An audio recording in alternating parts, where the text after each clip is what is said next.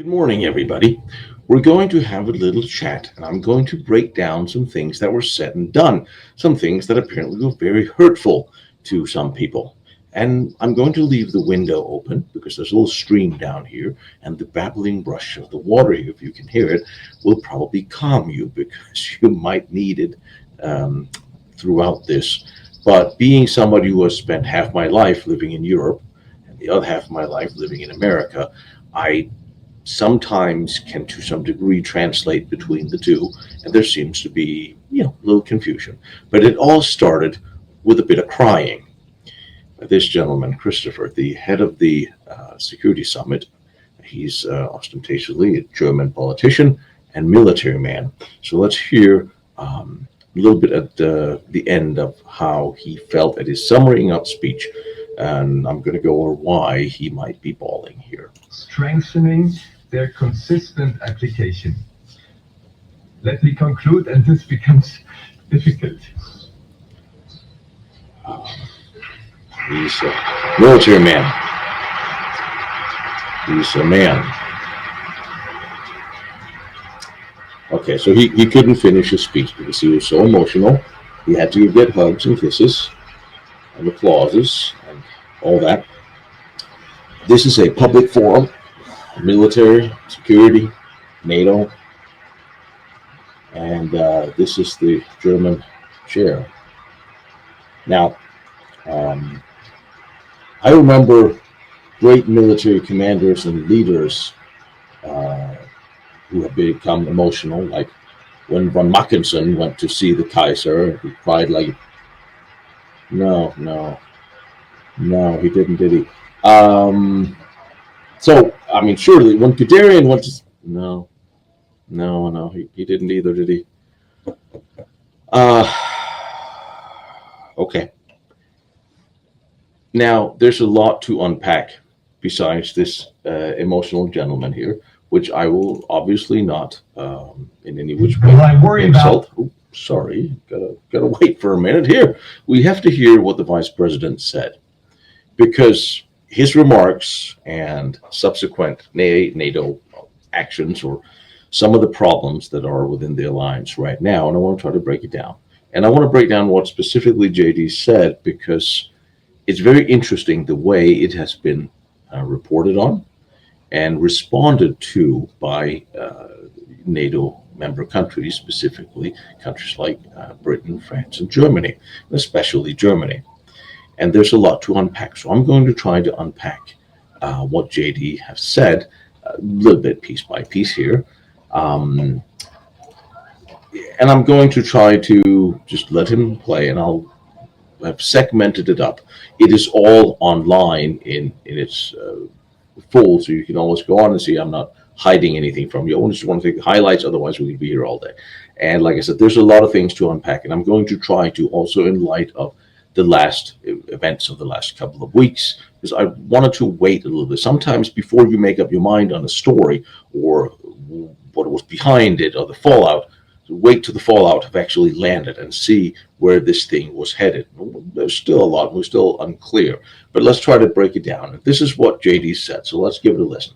Is the threat from within, the retreat of Europe from some of its most fundamental values shared with the United States of America.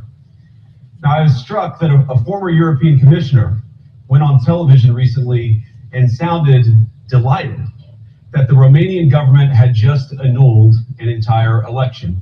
He warned that if things don't go to plan, the very same thing could happen in Germany too.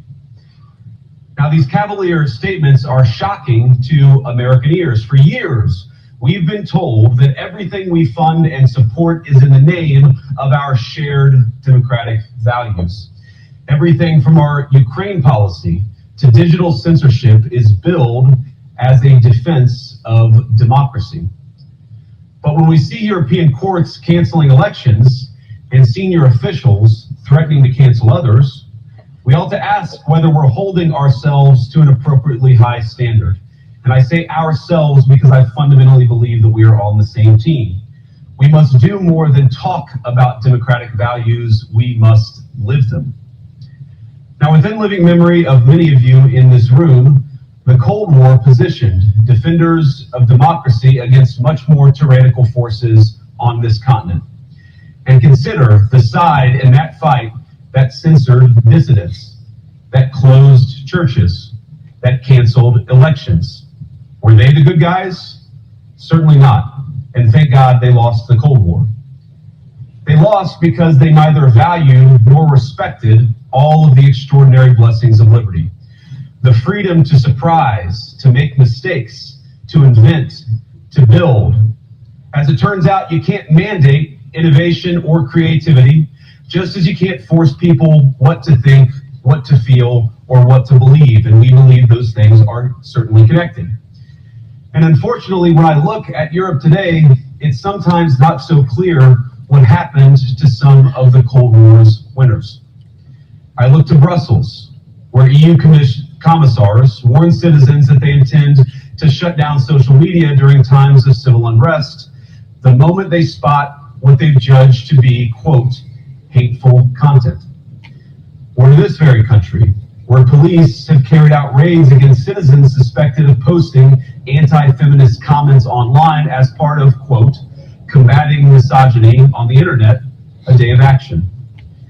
I look to Sweden, where 2 weeks ago the government convicted a Christian activist for participating in Koran burnings that resulted in his friend's murder. As the judge in his case chillingly noted, Sweden's laws to supposedly protect free expression do not, in fact, grant, and I'm quoting, a free pass to do or say anything without risking offending the group that holds that belief. And perhaps most concerningly, I look to our very dear friends in the United Kingdom, where the backslide away from conscience rights has placed the basic liberties of religious Britons in particular in the crosshairs. A little over 2 years ago, the British government charged Adam Smith Connor, a 51-year-old physiotherapist and an Army veteran, with the heinous crime of standing 50 meters from an abortion clinic and silently praying for 3 minutes. Not obstructing anyone, not interacting with anyone, just silently praying on his own. After British law enforcement spotted him and demanded to know what he was praying for, Adam replied simply, it was on behalf of the unborn son he and his former girlfriend had aborted years before. Now, the officers were not moved. Adam was found guilty of breaking the government's new buffer zones law, which criminalizes silent prayer and other actions that could influence a person's decision within 200 meters of an abortion facility. He was sentenced to pay thousands of pounds in legal costs to the prosecution. Now, I wish I could say that this was a fluke, a one-off crazy example of a badly written law being enacted against a single person, but no. This last October, just a few months ago, the Scottish government began distributing letters to citizens whose houses lay within so-called safe access zones, warning them that even private prayer within their own homes may amount to breaking the law. Naturally, the government urged readers to report any fellow citizen suspected guilty of thought crime. In Britain and across Europe, free speech, I fear, is in retreat.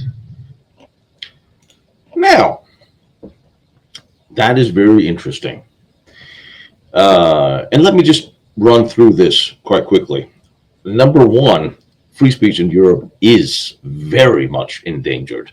And you have to remember, first of all, that JD is a God-fearing Christian, and he's married to an immigrant here, and they have numerous children, and he's a military man, and he very much believes in God, and faith is a big part of him. So that's probably why he brought out these specific examples. Good on him.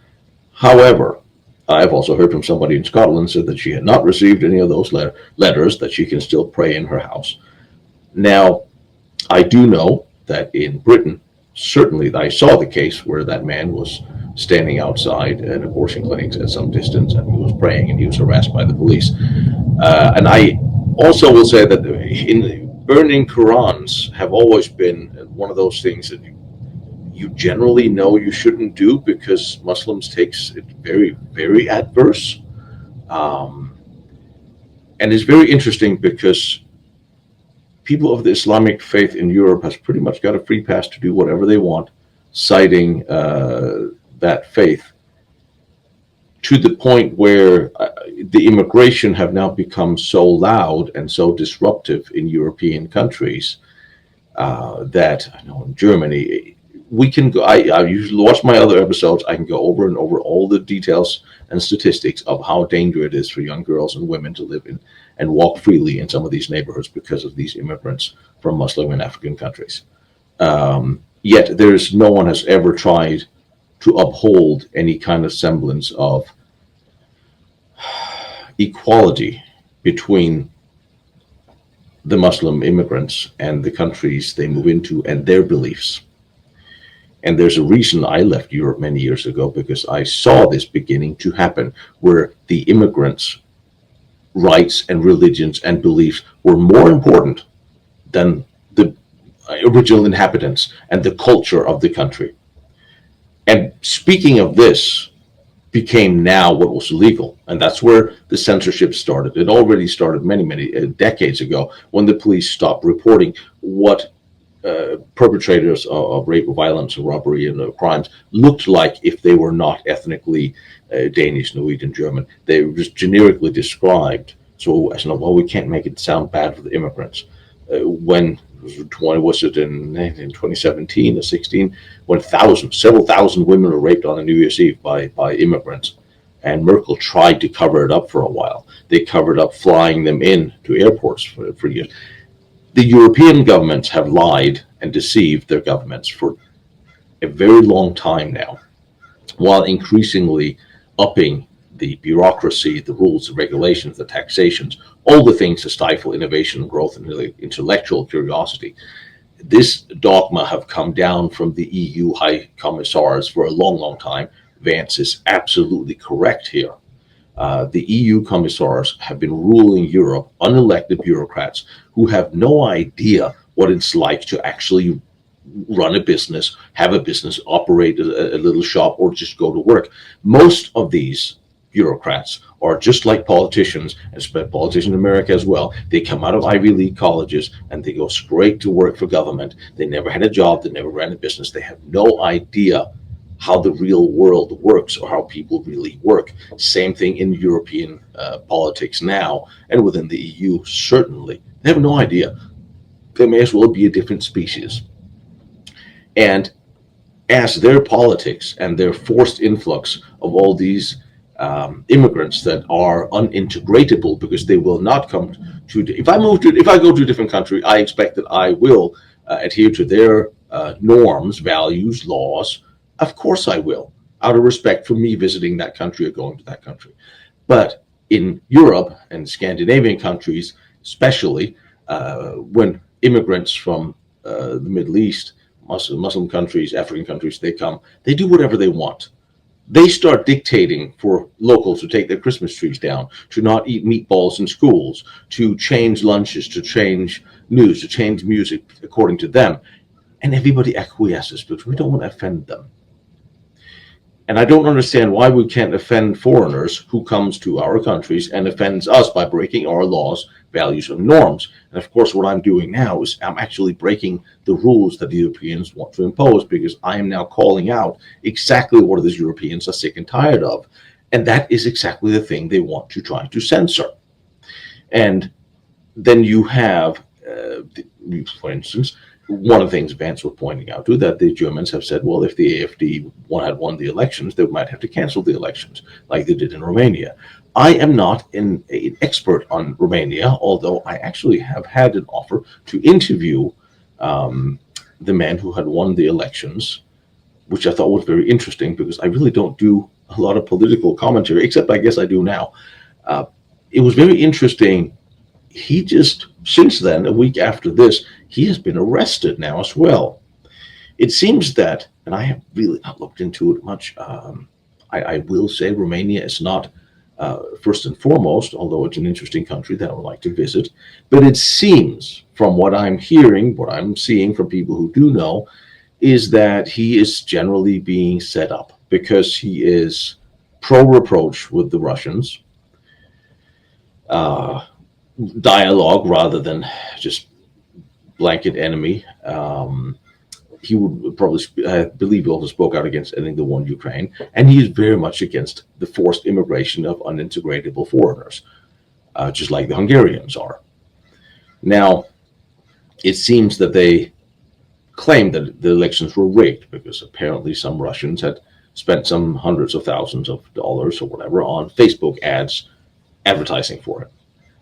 That's the same as with the Russian interference hoax we had over here in 2016, where it was claimed that the Russians spent $125,000 on Facebook ads, which is very interesting considering Facebook, Zuckerberg, schmuck, he gave what, $40 million, $400 million, I think it was, to Biden-Harris campaign back then. So for him to run Russian paid for ads, that was pro-Trump. I didn't see a single pro-Trump ad in any of those platforms in 16. I certainly didn't see any in 2020 either. In fact, they circumvented the internet to the point where you could not even delete, you can block certain ads on certain platforms, except if they were pro-Harris. You couldn't block them no matter what you did. So the internet censorship has been very real. And the deep state, the DI, the intelligence services, the State Department, USAID, that has been paying for 9,000 reporters around the world to skew the news, which they have done. The news is being skewed, and it's very sad that the older generation in Europe still have not caught on to that part where they are not actually being told the truth about anything, and have not been for many, many decades. Now you have new platforms. When Musk took over X, and you have more platforms coming online that are actually letting people speak their mind or speak their opinion under free speech rules. Woof, woof. Europeans do not like free speech because it runs counter to their political agenda. It runs counter to what they believe. They are the same as when you saw the Biden-Harris, you saw the blob, you saw the State Department. The State Department with the CIA and others have how many color revolutions and world revolutions and overthrow of governments around the world have they not done? Was it 70 since the Second World War? And they are certainly also put their foot on the brakes for the conservative right in European elections. And that's what the Germans are now afraid of with a Trump presidency, who's most obviously going to, now they're starting to defunding USAID, and some of the outlets, the former State Department and CIA head, who have influenced European and other elections with their skewed media coverage, are now taking the foot off that brake and letting free speech be free speech. And considering the European politicians have made so many disastrous decisions with the way they have forced immigrants on to Europeans and consistently do not punish them for the crimes they're committing time and time again, they don't get punished. If they do get punished, a couple of months here and there. It boggles the mind how this is possible. So, like any true dictatorship, what you then do if you don't like what people are saying is you start arresting them, harassing them, or sending the Stasi out there, which is what you are now seeing. After this, you saw, who was it, 7,000 door knockings by police, German police, who've been out admonishing and people who had done Facebook posts that they do in favor of the AfD that they don't agree with. They haven't broken the law. They haven't threatened anybody. They haven't incited to riots or murders or anything. They just stated that they don't want to work for these people. They don't want to live this way anymore. They don't agree with the politicians. They are wrong, and they want something new. And why? A 16-year-old girl was pulled out of her classroom by German police officers and admonished for her pro-AfD post on her Facebook page. And I want you to think about that. She had committed no crime. She's a 16-year-old girl. Target demographic for a rape victim in Germany. Every day, girls and women are raped in Germany by immigrants. She's afraid. She wants to be protected. She's voting for the party that promises to protect her because she knows all the others won't. And what happens? The police pulls her out of her classroom and intimidates her because of a Facebook post. That is a fascist state. The British, same thing. People in prison because of posts on Facebook, online, on Twitter. So now they want to ban those specifically so people cannot speak freely. And that is what Vance was saying. It's not that America and NATO have departed because America have walked away. It is the European Union who have slid backwards into fascism and borderline dictatorship with their war on freedom of speech. You cannot have a democracy without freedom of speech. Full stop. This is not a conversation. It's not a dialogue. There's not if, what, but. And then there will people say something, oh, you can. What are people, they say things about, you don't like, you say things about child molesters. No. Then they are, what, if child molesters, rape, do you want to say, of course, that is not the conversation. That is not the conversation. Of course, these people actually, if they are dumb enough to admit to their crimes online, leave the posts up long enough for the police to find them. One of the, that's actually how this is so disgusting. And I don't even remember if it was Sweden or Norway, and it really doesn't matter if it was Sweden or Norway in Scandinavia. There was an immigrant group of men that was gang raping some poor young girl, and they were filming it and posting it to their select group on Facebook. And because someone saw it and called the police, they found them and had them arrested. But that is the mindset of the people the governments have let in for decades, and they know that. They're fully well aware. People are very, very different depending on the culture where they grew up. And if you let them in Sierra Leone, in some of the African countries, it is warrior culture to rape and kill as a sense of pride. Even the local women accept that they will be raped because it's a trophy for the warriors. And you think they're going to change that when they come here? Yeah, you think about that. But if you can't talk about it, of course, if you can't talk about it, then the problem will go away. And that is what Europeans, politicians, and European does not understand. Again, these are not people like us. I can make this argument to you as a human being watching this because you understand on a human level, people want to be safe, they want to be free, they want to work and create, they want to be taxed to death, and they don't want to be raped on the way home by somebody who wasn't there. It's bad enough that there are local criminals that are homegrown, fine. There's always going to be criminals and bad people. Put them in jail for much longer. But to import 16% in Germany now of Germans are not German. And the ones who are second and third generation don't really feel they fit in, so they don't behave much better. You are importing and creating a gigantic problem. And then when the Europeans stand up and say, we are European, I've used the term Europeans are saying, because now, like Cruella von der Leyen, who's saying, now we'll step up and support Russia, we are ready. We Europeans. We Europeans, there are no Europeans. There are Germans and French and Belgians and Dutch and Polish and Danish and Norwegian and Swedish. There are individual countries whose complete identities are being destroyed by the concept of the greater European Union. And let's not forget who created the greater European Union. But everything Vance had just said is correct. And even if it's not exactly correct as what he cited in Scotland, I don't know if it is. He said some regions, maybe some, maybe not.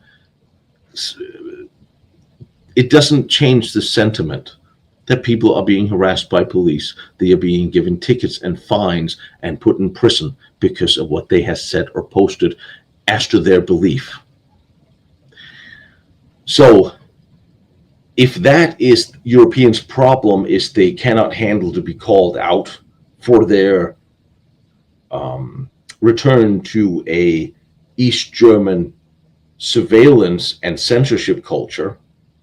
And it's very interesting because if you look at the recent elections that happened after this, where the AfD took second with almost 21% of the votes, And I have to break it to you, AFD is not an extremist right-wing party. They're they're not. That's how they have been painted by the media for all this time. Um, they're kind of a classical liberal party, really, and their leader, the head of the party, is a blonde gay woman with a Sri Lankan girlfriend. I don't know if that sounds like an ultra right wing classical Nazi party, but it really doesn't to me. However, she's a woman. She understands that women in Germany are in danger and they want to do something about it. Um, Now, of course, they did exactly what Vance told them not to do and not exclude a large part of their voting population by basically the conservatives from Germany, which are not really conservatives, they're socialists like everybody else, will team up with the actual conservative socialists that have just been kicked out, rather than team up with the AFD, whose party platform is much closer to the so-called socialists. So now the voters in Germany will get nothing they voted for. But what I was going for is, if you look at who voted overwhelmingly for the AFD, was all of the former East German territories. East Germany lived under Stasi, dictatorship, heavy-handed dictatorship. They knew no freedom of speech, no freedom of movement. They were really under the thumb in the most horrible way. And one day I'm sure I'll break down the Stasi episode. And by the way, who do you know was head of the East German Stasi at some point? Was Vladimir Putin. That was dictatorship. They know what a dictatorship is, and they're seeing what's happening, so they vote for somebody else. And that's very interesting. But let's see what else Vance had to say, because there's a lot of it. And I really do believe that allowing our citizens to speak their mind will make them stronger still. Which, of course, brings us back to Munich, where the organizers of this very conference have banned lawmakers representing populist parties on both the left and the right from participating in these conversations. Now, again, we don't have to agree with everything or anything that people say. But when when political leaders represent an important constituency, it is incumbent upon us to at least participate in dialogue with them. Can't really argue with that. That's basically what I just said. The Germans are excluding the people they don't agree with. And I have reached out to the Alternative for Deutschland because I would like an interview. I would like to hear their side of the story. But again, this is where you have to remember where they have been tarnished. And this is by the media across the board, also the American media. If they come on American media, they will be accused of being right-wing extremists. You have to remember who is running the narrative for the media still. Even if they're not all getting their money from US aid or the CIA or the State Department anymore, they're still the Soros Fund and all the ilk of these people who are still paying for this propaganda. And one of the big differences between understanding of events between America and Europe right now is that in America we saw it so in our face with what they're trying to do to Donald Trump. How for the past 4 years, the Democrats have done everything they could to lock him up for things he hadn't done. They made up crimes. They made up crimes. The thing in New York that he got sentenced for 35 times, there was no crime. They made it up. The judge, the bank got paid back. Everyone was happy. The real estate brokers were really happy. And this prosecutor in New York, and the judge was a Democrat, and the judge's daughter worked for the Bidens. I mean, come on. This is a show trial. They were all show trials. And one of the reasons why it fell apart was because, well, they were not real. But not only that, is you also had a lot of the law firms were afraid to represent Trump. There's actually a committee of Democrats that raised money and funds to go after and disbar the lawyers that did serve Trump. That is lawfare. They went after the lawyers that represented him, so he couldn't even have the representatives, the lawyers he wanted, because they were afraid for their career or their lives. That's how bad it was. But you have to be here and watch the news cycle every day and watch both sides, including talk radio, to actually get this information and look at what's happening. There's a couple of conservative senators or congressmen, I believe, in New York that got assassinated. And no one ever brought that to light. There's been a war from the left to destroy everybody on the right, and especially Donald Trump. And the problem is they made up stuff. So it was fairly easy to break down their claims and to see the corruptness behind them and see the corrupt nature of their show trial attempts. But you have to be American and be here every day to see this. You didn't see it in Europe. You didn't see the media manipulation for the past 8-9 years. And because you didn't see just exactly how corrupt mainstream media is, we saw it, because now you can see the contrast. My very first question was in 2016. I didn't really have anything to do with it. I'm a military historian. I just want to deal with history. Problem is, I also love my country and I love the people around me, and I would like to be able to have a country I can grow old in safety and kind of still hope that there's educated nurses and doctors and people around who might take care of me, because I love the country. I just don't like the politics. But what woke me up was I was sitting in an intersection in my car, and I listened to NPR, which is run by a former CIA or State Department head right now, ultra propaganda, funded partly by the government, of course. Let's see how this works. And they showed a 1 minute clip. They didn't show us radio, though. It was a 1 minute clip of Donald Trump who said something. It's just about 60 seconds. I don't remember what he said. And as soon as he was done saying whatever it was he said, the news anchor came on and quoted him for having said something else. And I was sitting in the intersection down by my old building in my car going like, holy crap, that's not what he said. And that's when it all started to unravel for me, like, well, wait a minute. And the story after that was that he said something he hadn't said. Because I heard the whole thing live. And in Europe, a lot of people, especially older people, still believe that the mainstream media is not corrupt and they're not lying to us. I saw it on the news. The problem is the news is not real anymore. What you are being told is just another set of prefabricated lies. All of Europe, around the world, you have to do your research. You really have to dig. And a lot of people just don't have the time to do that. But because we saw it here, it is so clear. It is not yet clear to people, a lot of people in Europe, especially the older generation. That's very sad, because they still vote for their classic parties who have done nothing but destroy things for them. Let's see what else, JD. Now, to many of us on the other side of the Atlantic, it looks more and more like old entrenched interests, hiding behind ugly Soviet-era words like misinformation and disinformation, who simply don't like the idea that somebody with an alternative viewpoint might express a different opinion, or, God forbid, vote a different way, or, even worse, win an election. Well, you remember back in the late 50s, the term conspiracy theorist was invented by the CIA to discredit the whistleblowers that was telling the truth about what the CIA was actually doing. And I think that's pretty much, that covers it. But once again, you have the old European God, which is entrenched with the old American neocon guard. This is all a globalist. You see this globalist tangle.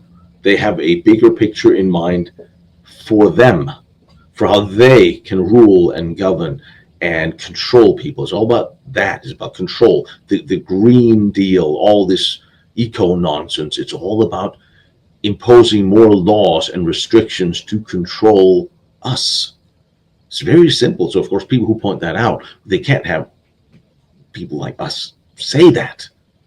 But you have to look at the truth. You cannot just look at what they say, what they give you at face value. I know it's easier and you sleep better at night, but you still have to pay attention to what's going on out there because it becomes more and more scary. But once again, JD's right here. But what has seemed a little bit less clear to me, and certainly I think to many of the citizens of Europe, is what exactly it is that you're defending yourselves for. What is the positive vision that animates this shared security compact that we all believe is so important? And I believe deeply that there is no security if you are afraid of the voices, the opinions, and the conscience that guide your very own people. Europe faces many challenges, but the crisis this continent faces right now, the crisis I believe we all face together, is one of our own making. If you're running in fear of your own voters, there is nothing America can do for you. Nor, for that matter, is there anything that you can do for the American people who elected me and elected President Trump. What is not correct about that? I mean, all the games they're doing in Europe, all the censorship, they've done the same thing here. And that's why it's been very clear to us what's going on. And that's why it's very interesting that it takes somebody who has been shot at, gunned so much, like a conservative vice president, to go to Europe and say, listen, we've just been through this. We have just seen this and we have overcome it. And now we can clean up all this messy nonsense. Now you have to not fall into the same. And it's interesting because, well, the National Socialist dictator, I mean, let's just be honest, the National Socialist dictatorship under Adolf Hitler was not exactly a benevolent free speech regime as such.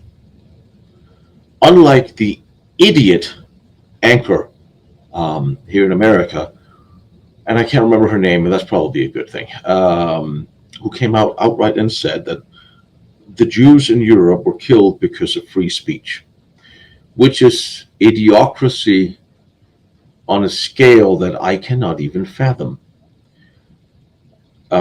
People defended her as well. Maybe she just indoctrinated, or maybe she was told it wrong. It's like, I'm sorry, you're an idiot if you think that. Free speech did not kill the Jews. Of course, there was widespread censorship in the press in Germany. There was widespread censorship in the media in Russia and America and England as well. But propaganda during wartime and leading up to war, Joseph Goebbels was an expert in propaganda. And you take small truths and wrap elaborate stories into them. And it's not like world events have not revolved around untruthful false flags events, attacks, assaults, murders that have triggered large-scale events. It happens all the time. And now in Europe, you're looking at, again, the war on freedom of speech. And it is almost impossible to explain the importance of freedom of speech for a functional democracy. It's bad enough that European government have 10 different parties they have to make government with and compromise with everything so nobody gets what they want. Here, we have two parties that generally have some ideas and some have none ideas and some have bad ideas. And if one party's in charge, then we will get their party's idea. If the other one's in charge, we'll get the other party. There's no compromise anymore. Our parties no longer speak. There's no more any middle ground. We cannot agree to be proud of being America. We have to do what's best for America. Because when the Democrat Party opened up the borders and let 10, 15 million immigrants in here, flooded them in, many criminals, rapists, gang members, violence, and they thought that they stand for that, then we really have very little in common with them. They still today wonder why they lost the election. Their party platform now is so bad, they stand up for men and women's sports. They can't clap for a 13-year-old cancer survivor.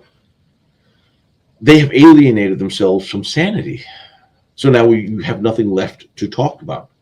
In Europe, the politicians, for the most part, can still communicate. They can still do some trading, some horse trading. We get a little this, we get a little that. You get a little what you want, you get a little what you want. But the AFD, who actually want to start getting rid of some of the criminal immigrants, which is something the conservatives said they would too, well, they actually have more in common. But because they have been vilified,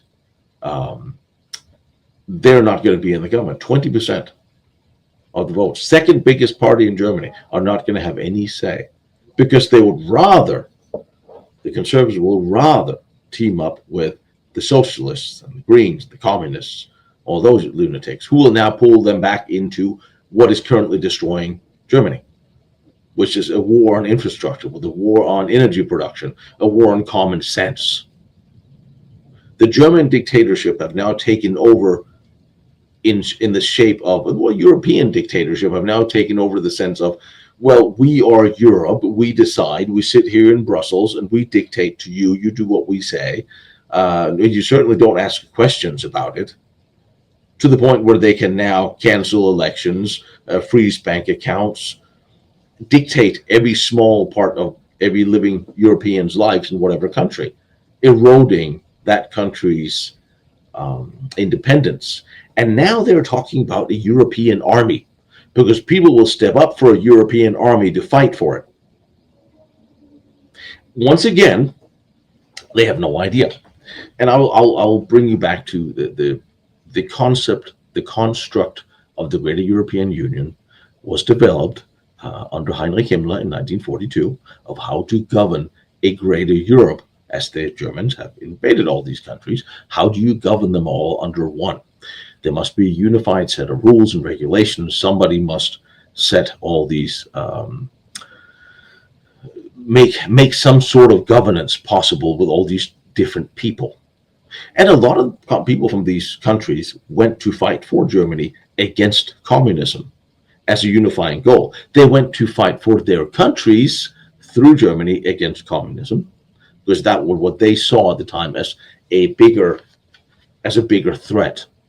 And Hallstein was the first general secretary of the EEC.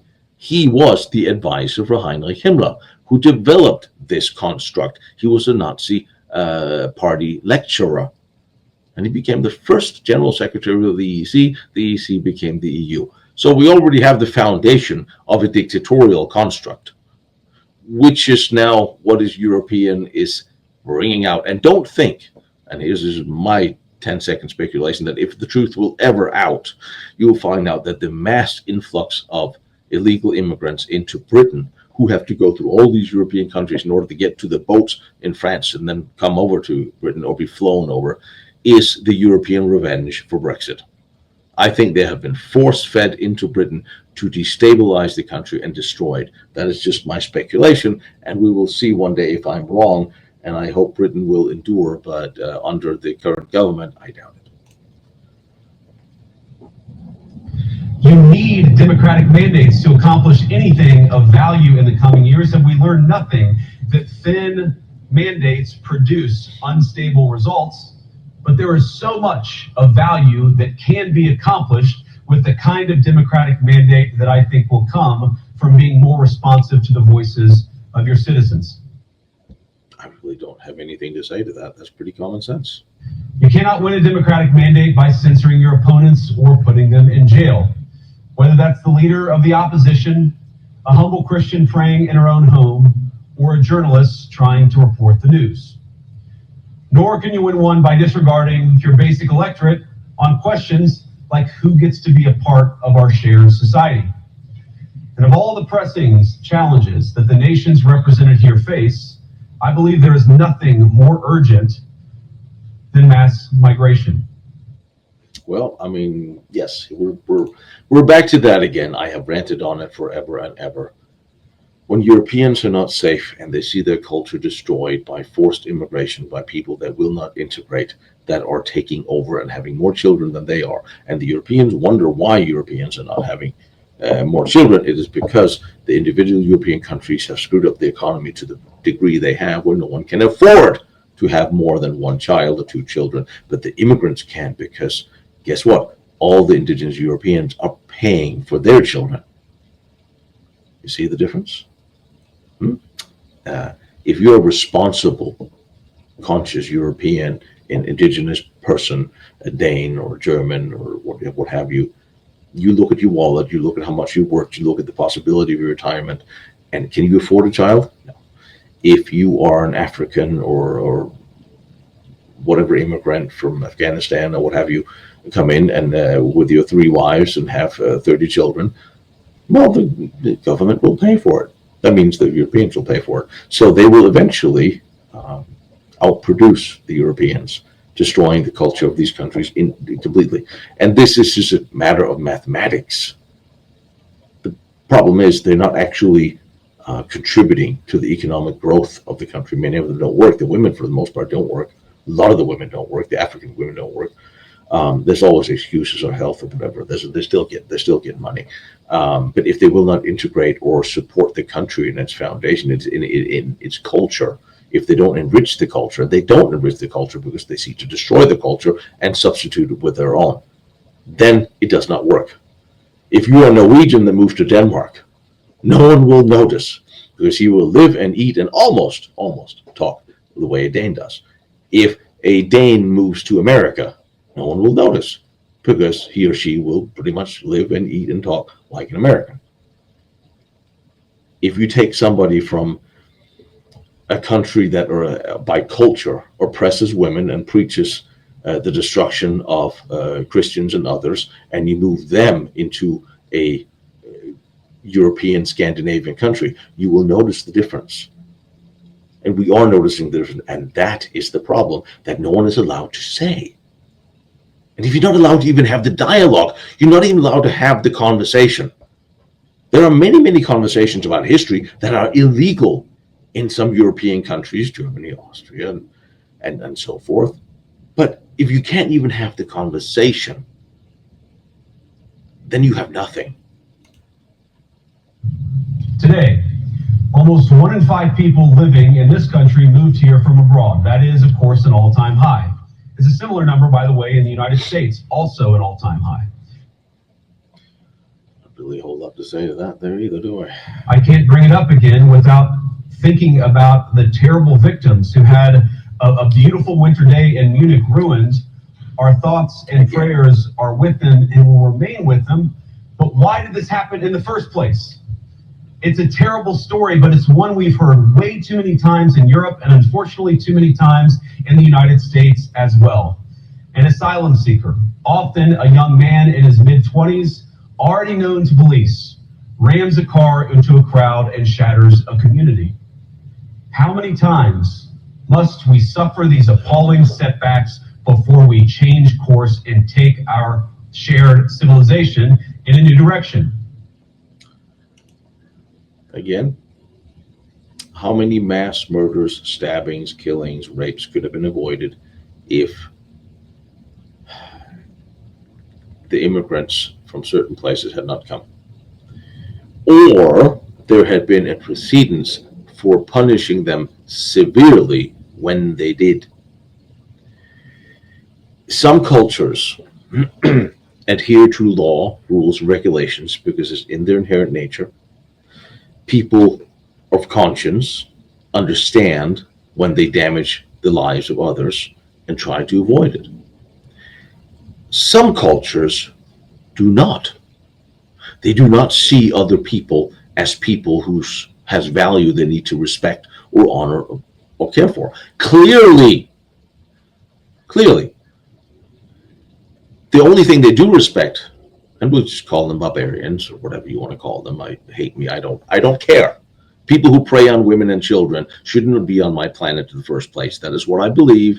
I don't want men who prey on women and children. That's very simple. And if I was in charge of a country of such, they would be locked up for the rest of their lives because that is the mindset they are. This is who they are. They're not going to change. Giving them a couple of months in jail or 3 years in jail, it's not going to change. They can do the same thing when they come out. May as well just lock them up. Done. And if you did that, lock them up. Done. That would at least be the signal to everybody else that, okay, all right, we better behave because we're going to be locked up for life. So if you can't even prosecute the criminals, and you see that Germany, England, across the board, rapists, violators, women do not get the term they should. 10, 20, 30 years. Done. Lock them up. Punish them. Lock them up for 30 years, then kick them out to another.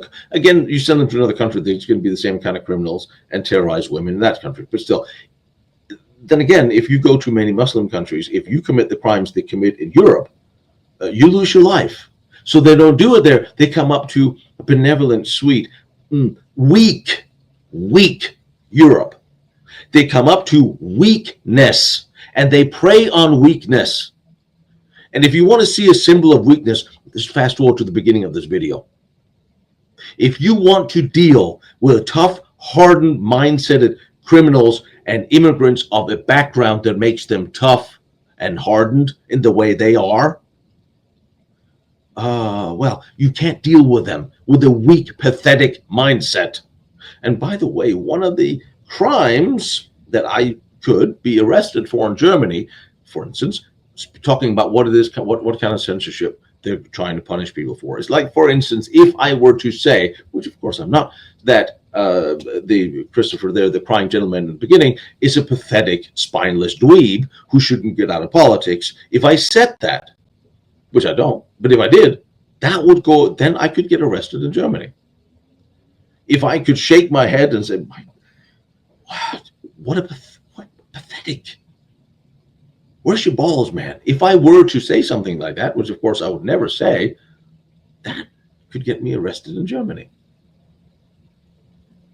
Everybody's thinking it, but you can't say it. So I would never say it. I feel sorry for the man. I think he should probably retire and go home and have a couple of drinks. I think he is spent. As a human being, I think it's time for someone else to take his job and can man up and take charge of tough situations. And I'm saying that as a man to respectable human, I'm assuming he's done good things with his life, and then go home and rest, I would say. But that's another thing people have been arrested for and punished for and put in jail for in Germany, by calling politicians by what they are. And let's just get that out of the way.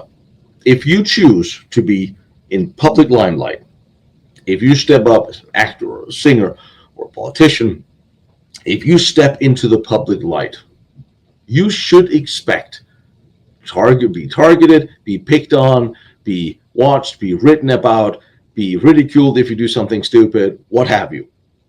You should expect that. That comes as part of the job. And if you can't handle that part of the job, you shouldn't take the job. Every king around the way in the feudal system, they knew that people, they might talk bad about the king, but not wouldn't hear it, because not to him, because they get their head cuts off. And it was interesting. They always said that Hitler was the dictator, that nobody could tell him no, because he would just have them executed, all his generals, if they disobeyed him. Hitler's generals disobeyed him constantly. And many of them, they wouldn't stand up against him. They would just do whatever they wanted to do, and then eventually they get fired. But for disobeying orders or Hitler's directives, nobody was shot or executed or imprisoned for that. They're just fired. Now you can't. Okay, I'm going to say, if you were a civilian in Germany at the time of the Civil War and you went up in the media, if you had, or you did an article in the papers trashing the Fuhrer of the party, you'd probably get arrested and spend some time in jail, because it was a dictatorship. So what are you today? What are you today, Britain? What are you today, Germany? It seems that Britain and Germany is in a competition of who can out-fascist each other the fastest. Maybe you should figure out who you really are, and maybe you should do it before your people revolt. Because if you put this kind of pressure and lid on people, they will one day. And I don't know if I have to remind you how that can go. No voter on this continent went to the ballot box to open the floodgates to millions of unvetted immigrants. No, they did not. But that's what they got. And more all over Europe, they're voting for political leaders who promise to put an end to out-of-control migration. And then what happens? Is that what happened in Romania?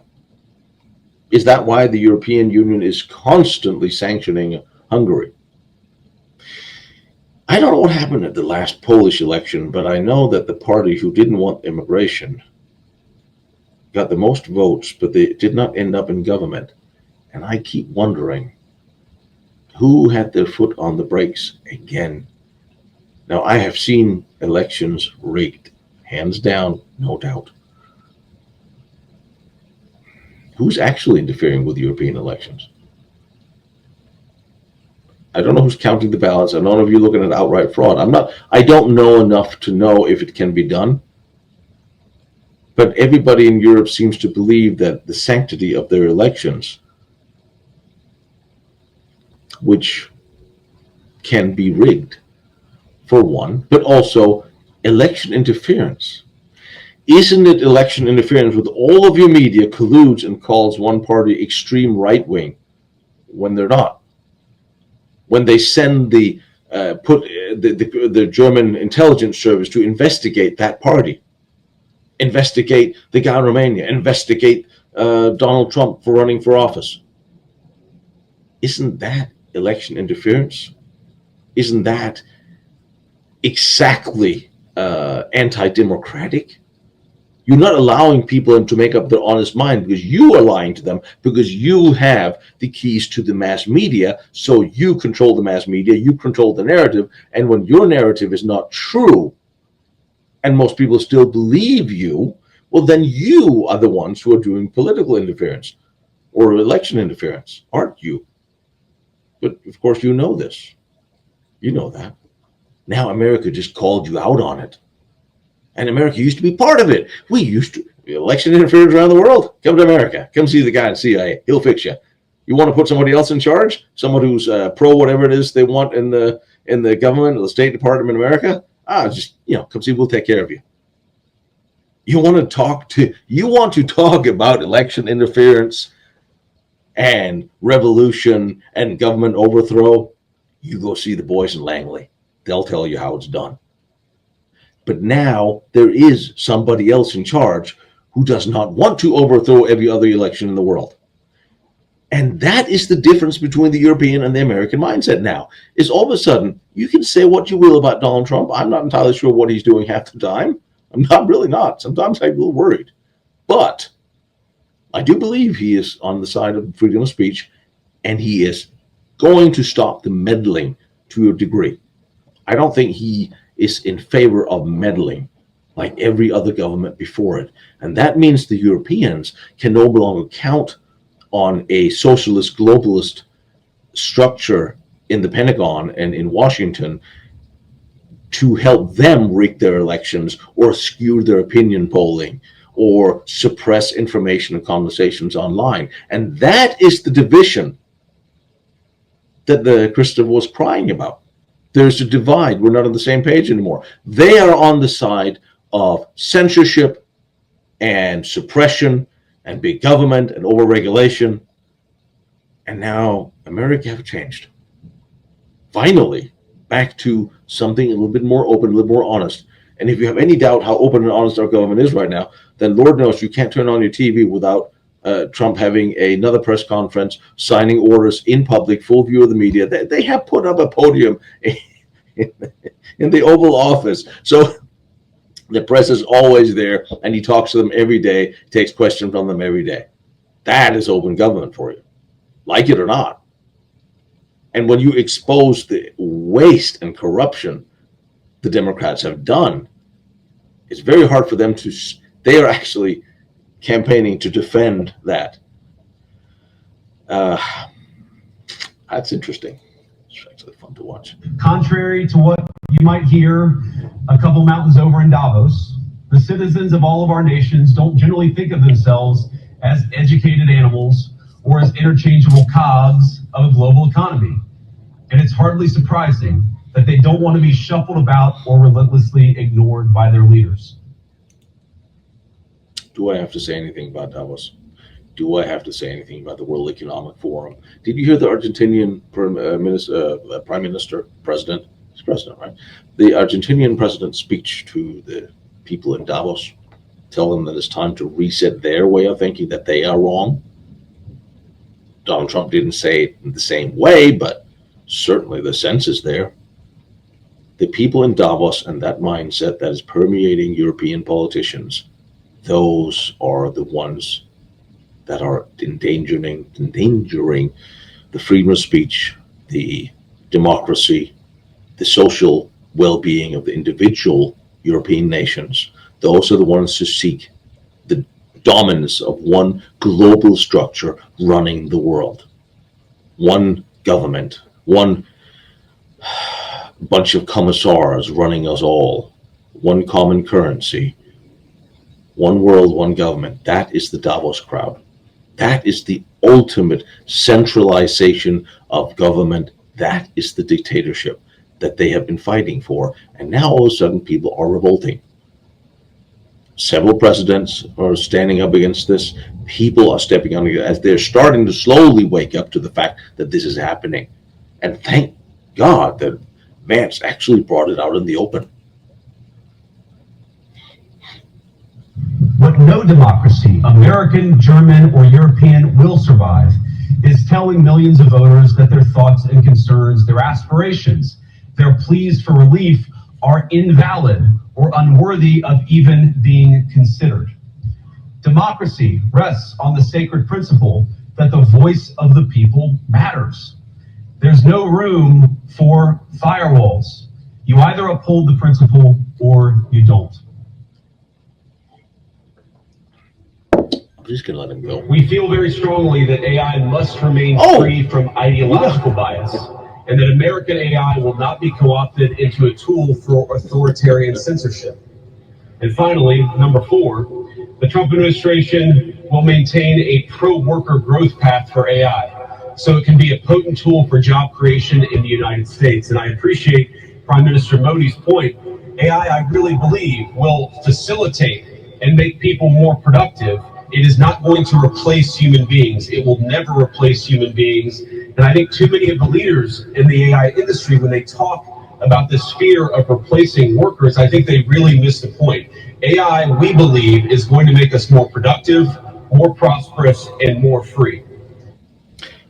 All right, so I continued on the Vance tour to the AI summit in France, where he again went after them, of course, in a pro-America way. And I wanted to bring this up because on his little European tour, he ruffled a lot of feathers, but he spoke a lot of truths. And since we are here and we're already an hour in, I just want to bring you what he actually said and what was important about what he said. So let's JD go. However, the Trump administration is troubled by reports that some foreign governments are considering tightening the screws on U.S. tech companies with international footprints. Now, America cannot and will not accept that, and we think it's a terrible mistake, not just for the United States of America, but for your own countries. The U.S. innovators of all sizes already know what it's like to deal with onerous international rules. Many of our most productive tech companies are forced to deal with the EU's Digital Services Act and the massive regulations it created about taking down content and policing so-called misinformation. And of course, we want to ensure the internet is a safe place, but it is one thing to prevent a predator from preying on a child on the internet, and it is something quite different to prevent a grown man or woman from accessing an opinion that the government thinks is misinformation. Meanwhile, for smaller firms, navigating the GDPR means paying endless legal compliance costs or otherwise risking massive fines. Now, for some, the easiest way to avoid the dilemma has been to simply block EU users in the first place. Is this really the future that we want, ladies and gentlemen? I think the answer for all of us should be no. And that's very interesting because also very interesting camera choice, by the way. Anyway, never mind. The way the EU have tried to dictate and take over and over-regulate everything. It goes down to the individual countries where you have, if you're an American, you have no idea how hard it is to just start a business, run that business without interference, all the compliance you have to jump through.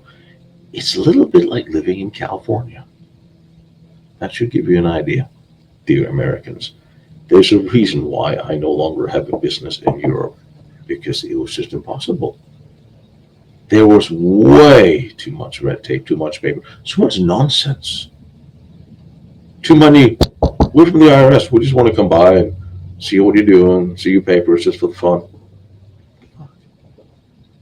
And the taxation, the import taxes of American goods, I understand why Trump's tariffs are on the way they are.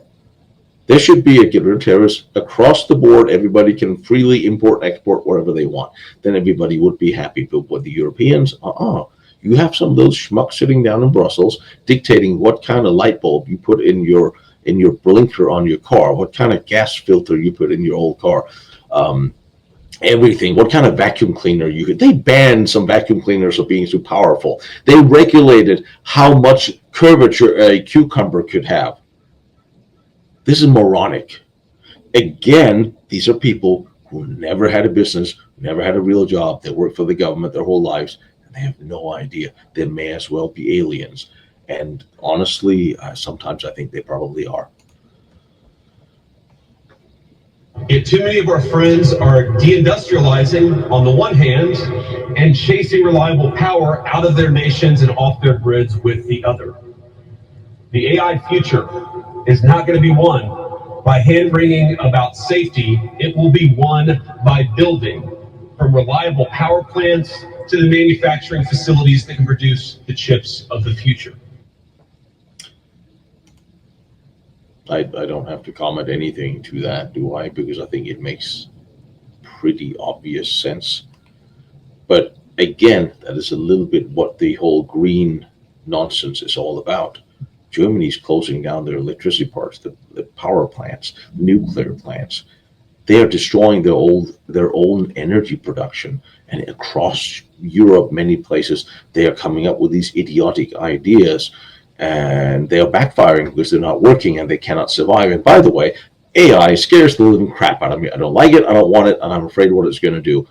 But it's going to happen one way or another, so I'm just going to go with it and end up living in a container somewhere in the forest if I have to.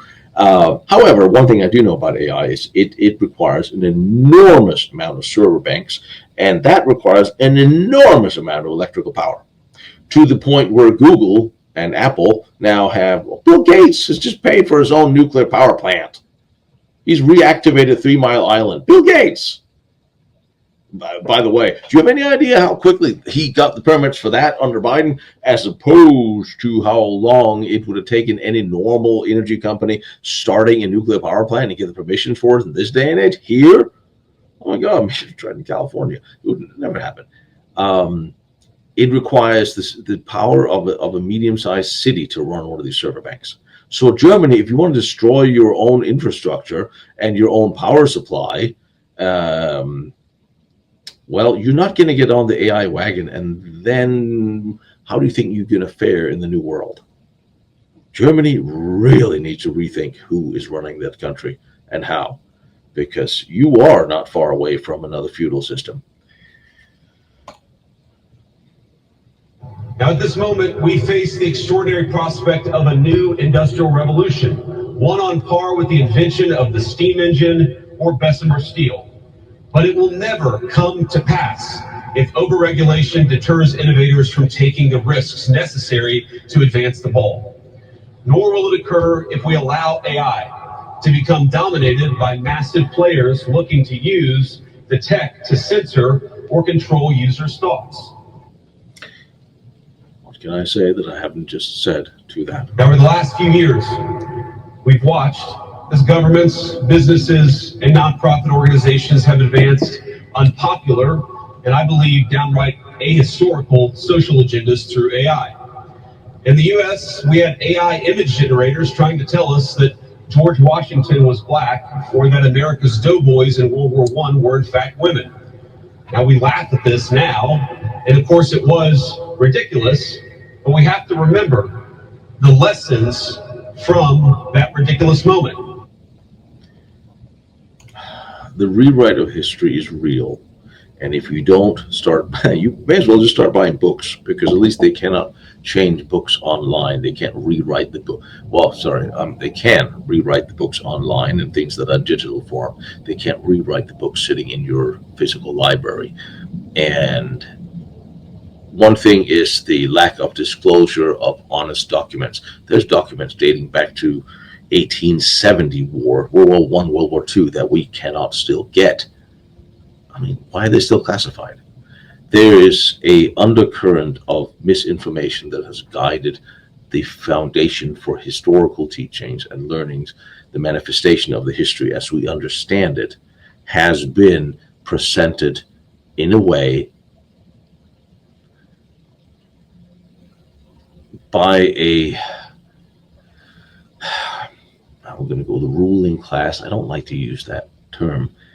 It has been presented in a way that was prescribed by some. It has not necessarily been prescribed 100% truthful or truth to reality. History and history teachings is being thwarted, twerked, tweaked, rewritten, represented in a way that serves whoever political system is in charge. And lately, the globalists, socialists, neo-Marxists are the cultural Marxists, the ones that have sat themselves on all the education system. And many historians and many people in education and college are extreme left-wingers, and they present history out of that point of view. And again, then you add to that the missing pieces of information throughout history, throughout world events. I will say, as a historian, I'm not always sure what I know is what happened. It is what I know happened to the best of what I can research my way through. But sometimes I present historical facts that in the back of my mind screams of question marks that I can't answer because I can't get to that last piece of information. It just seems intuitively wrong. So what they're hiding, you know what they say, the difference from misinformation or disinformation, or the difference between conspiracy theory and fact is about 6 months. A lot of the conspiracies we've heard over the past, especially 5 years, where things have moved very quickly, have been confirmed to be true. And I want you to remember that when you hear things today, because maybe it's not that ironclad in a couple of months. And what we take from it is that the Trump administration will ensure that AI systems developed in America are free from ideological bias and never restrict our citizens' right to free speech. We can trust our people to think, to consume information, to develop their own ideas, and to debate with one another in the open marketplace of ideas. And who can argue with this? It's true. And that's the problem. Should a deal seem too good to be true, just remember the old adage that we learned in Silicon Valley: if you aren't paying for the product, you are the product. And that's something you really want to listen to. If you're not paying for the product, you are the product. And that is something that rings a lot more truth the more you dig into it. And I'm sorry about having to have a visual of Cruella van der Leyen right there.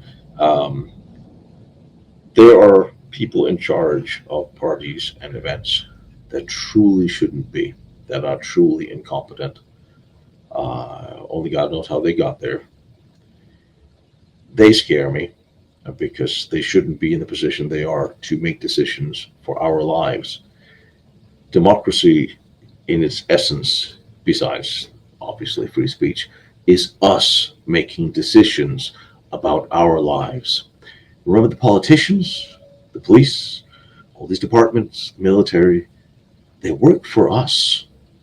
We are the people in each of our own nations, whether you're Dane or German, or Pole or Italian, French, Norwegian, Brit. The government works for you. They just seem to have forgotten this. They seem to do whatever they want to do, and you need to adhere to them. That's not how things work. Well, it is how things work, but it's not how things should work. And maybe it's time for people to start taking a stronger stance for their country, for their families, for themselves, and for the direction they want to take their country and their life.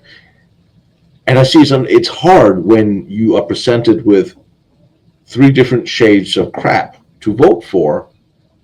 Who do you vote for? Well, maybe you should look for the outlier that everyone is bullying, saying that the system hates. The system hate them.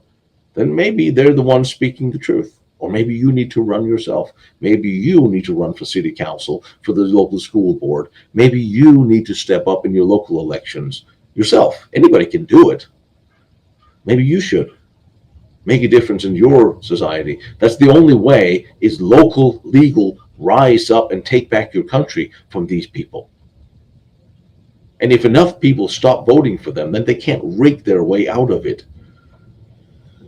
Oh, it'll be so interesting to see elections in this country if we finally have voter ID, so only American citizens are allowed to vote. Maybe we should also raise the voting age to, I don't know, 30? Or maybe I have ideas. But anyway, I wanted you all to hear what Vance said. I wanted you all to see the reaction to it. One other thing I will leave you with, especially for you Europeans who have no idea what to make of what Trump is doing, as to you Americans as well. Remember, if you're a good businessman, you will ask for more than you want, so you can settle for what you really want and make the other side feel that they want something. Everything is a game in politics. Sometimes it's a very high stake game. A lot of times when he does things, I think he is very much playing that game, playing high to get what he really wants, which is not as much as he's stating. That's just my hunch. That's sort of what I've been seeing. I'm not gonna. I'm very annoyed with some decisions. I'm very, very pleased with other decisions. Just gonna see what happens. I am fearfully confident that it will all be okay, but this will be an interesting year. Remember what Igor said last week. Everybody, be safe, take charge, do research, and then relax.